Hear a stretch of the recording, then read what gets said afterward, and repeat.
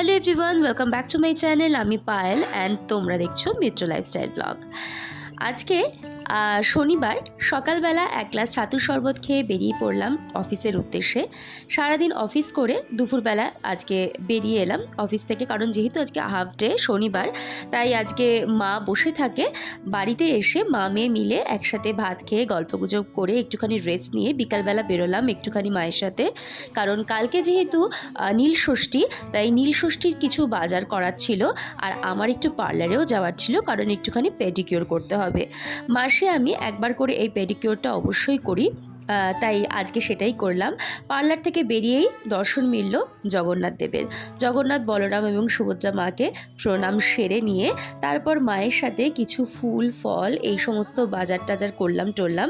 আজকে বাজারে কিন্তু বেশ ভিড় দেখলাম, যেহেতু কালকে নীল ষষ্ঠী, তাই আজকে বাজারে কিন্তু একটা আলাদাই ভিড়। তাছাড়াও আজকে একটা স্পেশাল দিন, কি বলো তো, আজকে হচ্ছে হনুমান জয়ন্তী।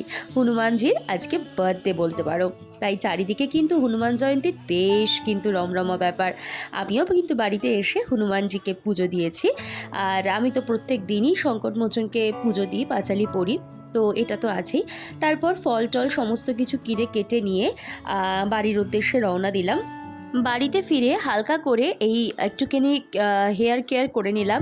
অ্যালপস গুডনেসের এই রোজমেরি যে সিরামটা আছে, সেটা এরকমভাবে স্প্রে করে পুরো মাথাতে ভালো করে একটুখানি ম্যাসাজ করে নিতে হয়। এটা একদমই নন গ্রেসি, এটা কিন্তু খুব সুন্দরভাবে কিন্তু অ্যাবজর্ব হয়ে যায়। আর এটা কিন্তু হেয়ার ফল কমাতে এবং রিগ্রোথ করতে কিন্তু ভীষণভাবে সাহায্য করে। রোজমেরি হেয়ারের জন্য কতটা উপকার সেটা তোমরা সবাই জানো। তাই আমি কিন্তু প্রত্যেক শনিবার দিনকে রাত্রেবেলা এরকমভাবে এই সিরামটাকে একটুখানি অ্যাপ্লাই করে নিয়ে খুব সুন্দরভাবে ম্যাসাজ করে নিয়ে আমি চুলটাকে বেঁধে আমি শুয়ে পড়ি, আর পরের দিনকে আমি শ্যাম্পু করে নিই। বেশ সুন্দরভাবে চুলটাকে বেঁধে টেঁধে নিয়েছি এবার এই অবধি। আর আজকে আসার সময় একটু মিষ্টি পান কিনে নিয়ে এসেছিলাম। ওকে, বাই।